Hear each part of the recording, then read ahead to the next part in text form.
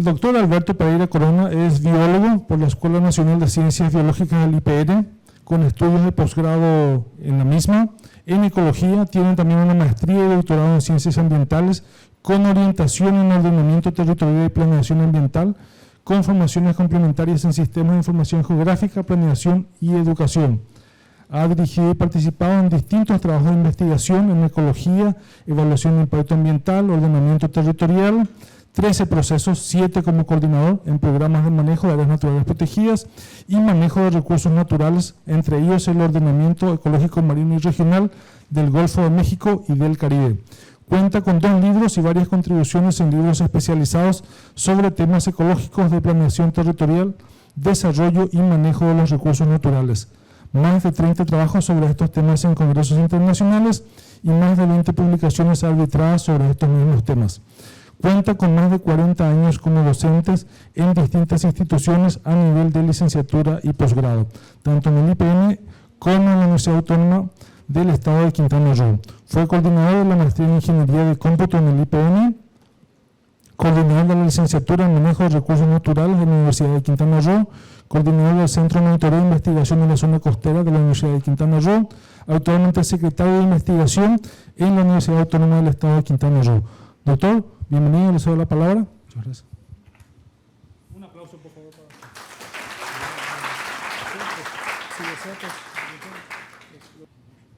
Bueno, ya que me echaron de cabeza con la edad. Bueno, la idea es presentarles aquí básicamente los resultados de un trabajo que nos tomó 2 años. Empezamos a trabajar desde 2019 con el sargazo, en términos un poquito diferentes a los que se han venido manejando. Si queremos darle un uso, tenemos que ver el sargazo no como una macroalga, sino como un material. Y para poder manejar un material hay que entender lo que es ese material.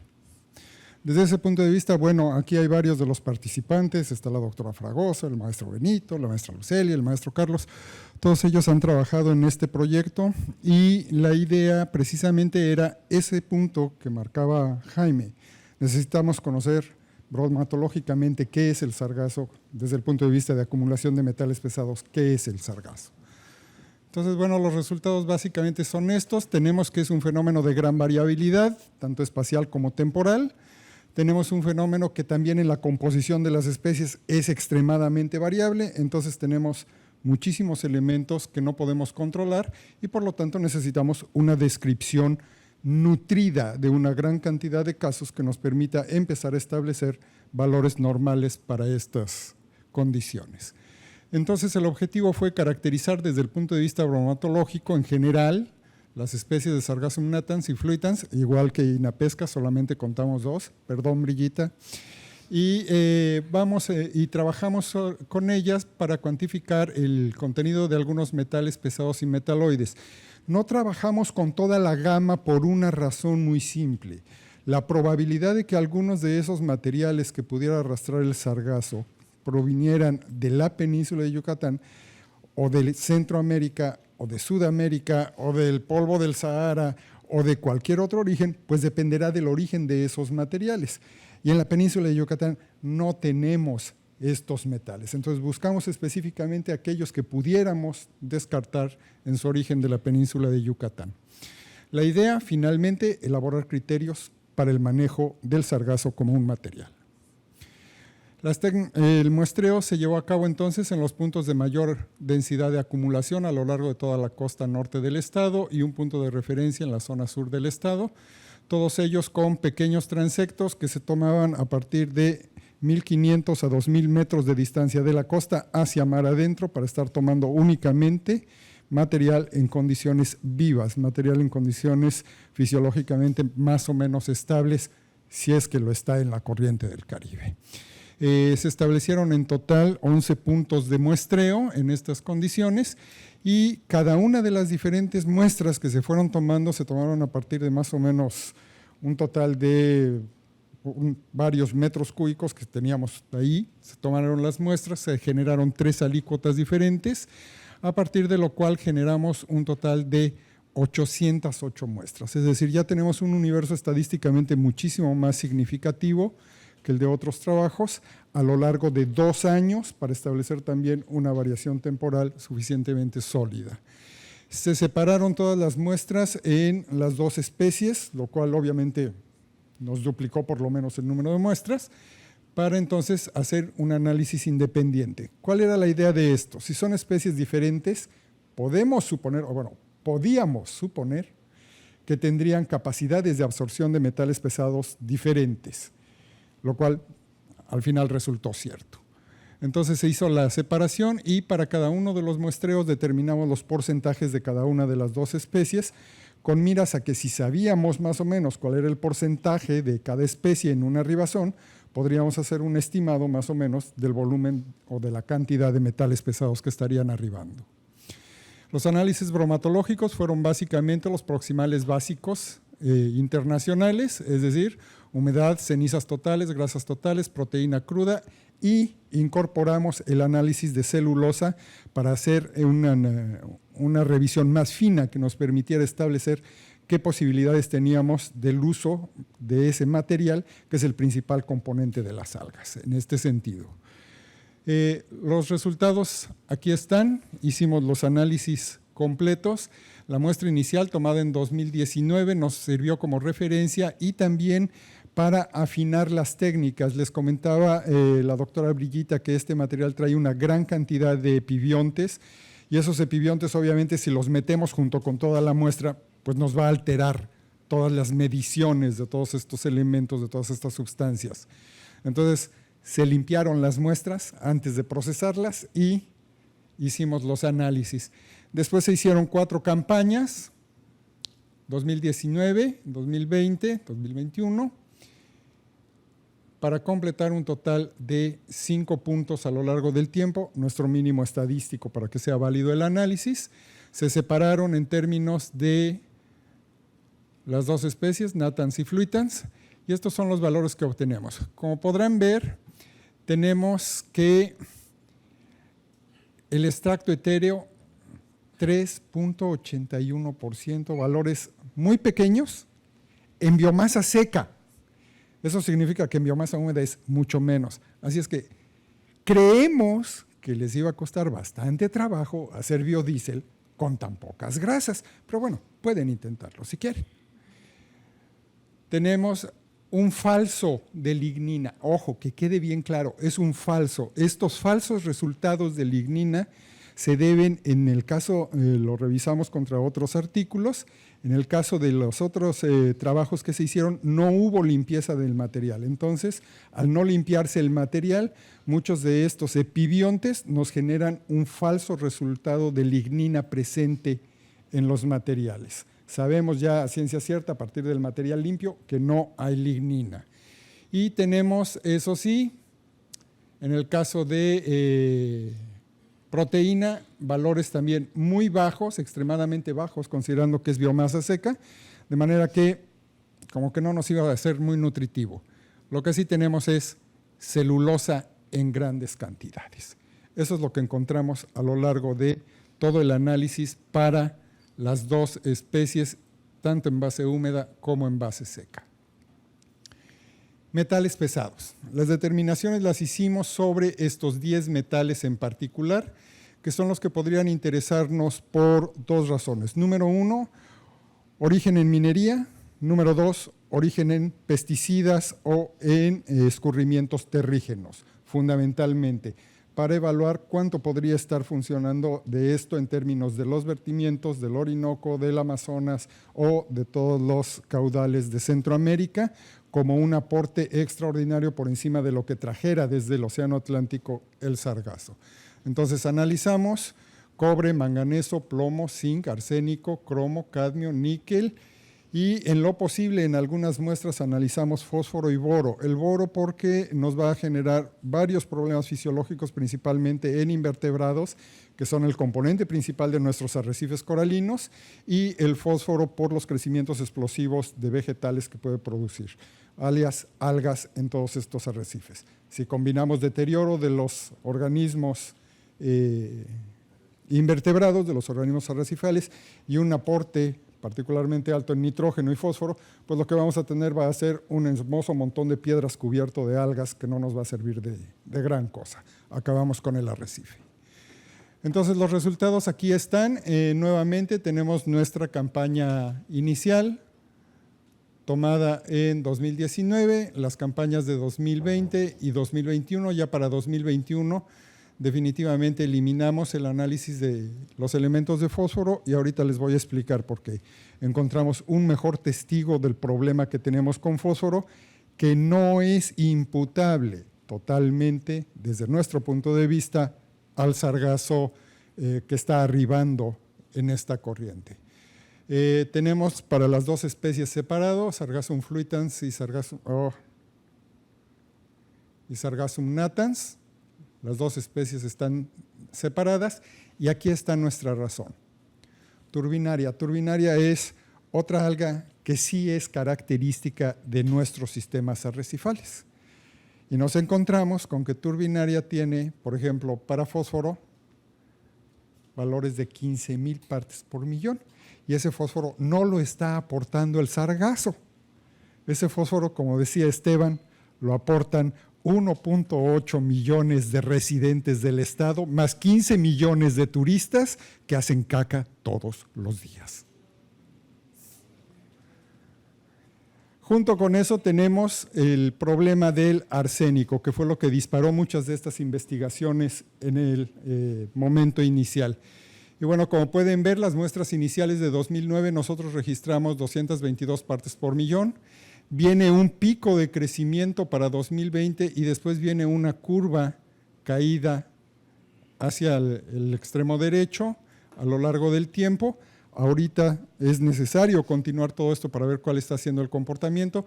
Las dos especies presentan el mismo comportamiento genérico, sin embargo, los valores de acumulación de los diferentes metales y metaloides es diferenciada, lo cual corresponde a la suposición inicial que habíamos hecho. Entonces aquí ya está separado, este es para Sargassum fluitans. Quiero creer que Sargassum fluitans, no se alcanza a ver bien el nombre ahí arriba. Sí, es fluitans. Entonces aquí están ya todos los valores desglosados. Lo importante en esta parte es que todos los puntos los tenemos registrados junto con las variaciones internas del sistema de muestreo. Entonces una de las cosas que pudimos encontrar con el análisis de estas varianzas es que la variación espacial dentro de una misma fecha de colecta, porque las fechas de colecta se cerraron a 2 días para que no hubiera variación significativa por la masa, son muy pequeñas, es decir, de manera paulatina va cambiando la composición de la masa, no son cambios repentinos, que es a lo que podrían apuntar algunos de los otros estudios que ya hay publicados. Tenemos lo mismo para Sargassum natans, y tenemos el análisis ya de Turbinaria, que esta es una de las praderas de Turbinaria que está precisamente enfrente de Punta Cancún. Entonces, aquí tenemos fósforo, aquí tenemos arsénico. Mucho del arsénico que se está resuspendiendo en la columna de agua cuando se descompone el sargazo pelágico que llega, lo está absorbiendo la flora local. Está actuando como un sistema de retención de ese arsénico. Lo que no sabemos es qué está pasando con el arsénico que se libera en playas, cómo está comportándose dentro del sistema, que es una de las partes que tiene que analizarse. Entonces, bueno, ya si vemos las tendencias a lo largo del tiempo, vemos que efectivamente hay esta tendencia de caída y recuperación, principalmente de los metaloides. Los que más nos preocupan en este caso o nos deberían preocupar son cromo, cadmio y níquel, que son los que pueden presentar problemas de salubridad importantes para la población en caso de entrada al organismo. Y quisimos poner en particular arsénico, porque todo el mundo habla del arsénico y el arsénico para arriba y el arsénico para abajo, pero ¿qué hace el arsénico? Bueno, el arsénico lo que hace es esto. A través de contacto prolongado con arsénico empezamos a tener problemas de degradación de la capa cutánea y si eso viene acompañado por toda la escoriación producida por la misma planta, por la misma forma viva, por el mismo organismo del sargazo, pues entonces vamos a tener una posibilidad, un peligro, no lo quiero llamar riesgo ahorita porque eso implica toda una serie diferente de cálculos, pero tenemos un peligro de que en la población que está manejando el sargazo principalmente, empecemos a tener problemas de esta naturaleza a pesar del descenso que se presenta. Estos números, aunque sean muy pequeños en comparación con estos que hemos estado midiendo en otras temporadas, son importantes por esta razón. Aquí tenemos las diferentes normas oficiales mexicanas que establecen límites para estos metales, metaloides, incluyendo el arsénico. Y para seguir con el arsénico, los valores máximos que nos permite la norma para productos pesqueros son de 80 partes por millón. Base húmeda. ¿Sí? Y en base húmeda estamos teniendo cantidades muchísimo más altas de arsénico en todas las campañas. Es decir, sí es cierto lo que dice Jaime, es totalmente cierto, los diferentes estudios nos presentan diferentes valores, pero hasta la fecha todos los valores están por encima de las normas oficiales mexicanas, todos los que se reportan. El mismo problema tenemos para el caso del cadmio, el mismo problema tenemos para el caso del cromo, el mismo problema tenemos para el caso del níquel. Todos estos metales pesados están en valores muy por encima de las normas oficiales mexicanas en sus máximos permisibles. Eso quiere decir que tenemos un problema, no un problema ahorita de contaminación de la población por metales pesados, pero sí tenemos un problema de manejo del sargazo. Tenemos que encontrar una forma de manejar ese sargazo de manera de que se produzcan dos condiciones.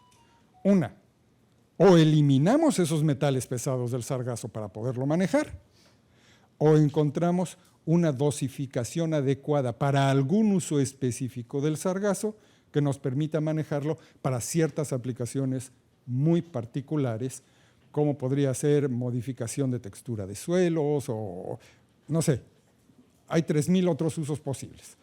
Lo que sí es importante, que debe quedar claro, es cada movimiento que hagamos nosotros de este material, del lugar donde se está depositando a cualquier otro sitio, significa una transferencia de contaminantes. Y eso es un problema finalmente sanitario, porque si estos contaminantes finalmente con el suelo poroso que tiene la península de Yucatán llegan al manto freático, pues estaremos echándonos nuestros cócteles de metales pesados. Entonces, nuestras conclusiones básicas muy rápidas, es un fenómeno de una variabilidad altísima en términos espaciales, temporales y de concentraciones de metales pesados. Manifiestan diferencias, sargassum fluitans y sargassum natans, ya estuvimos platicando con INE para ver de recapacitarnos para entonces poder distinguir los 3 individuos que están ahí en vez de 2. La variabilidad en la composición de las especies sí nos permitiría, independientemente de manejarla como una masa heterogénea, establecer algún patrón que nos permita, con una aproximación rápida de estimación de las proporciones, valorar el contenido de metales pesados. Otra serie de elementos que son característicos, la homogeneidad en composición bromatológica sí nos garantizan la estructura de las especies. La variabilidad en las concentraciones de metales pesados estaba muy fuertemente ligada a una composición anual, lo que nos está invitando a hacer un análisis que tenga que ver con la cantidad de agua y con la cantidad de sedimentos que se están vertiendo a la parte de la cuenca por donde está fluyendo para tratar de establecer una relación geográfica para el origen de estos contaminantes.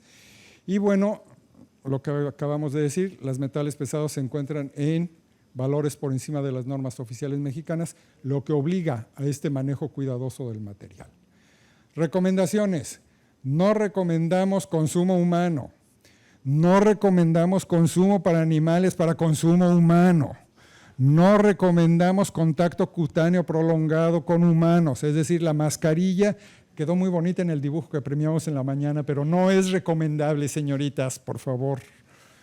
Como combustible, la escasa cantidad de grasas que tiene para producir biodiesel, creo que no lo haría muy rentable, creo, no lo sé.